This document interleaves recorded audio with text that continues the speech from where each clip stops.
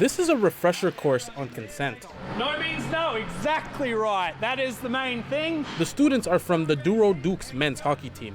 It was good. It was good to know, because I think it's something that needs to be known in dressing rooms.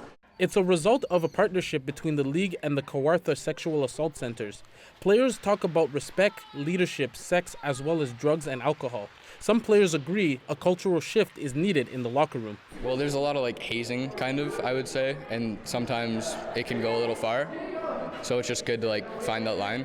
Leading Saturday's workshop, former pro rugby player Luke Ben Veltson. He says many young athletes question the notion of consent because of traditional gender roles and toxic masculinity in sports.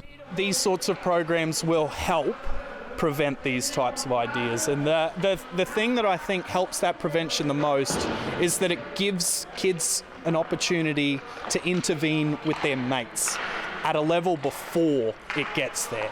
He says it's important that these lessons come from someone the players can relate to, and parents agree. He definitely appreciated it coming from somebody else instead of his parents, because he was able to connect with the instructor better than what we could connect with him.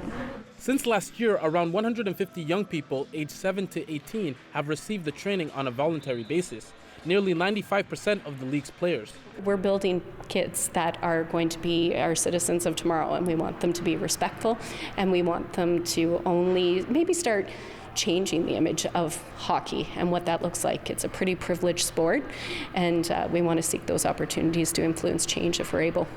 But it all depends on the message getting through, that bad behavior of the past is simply not acceptable. I don't really talk about it much, but I think it's horrible, and I don't think it should ever happen again, and hopefully with guys like Luke coming around and talking to all arenas, it won't happen again.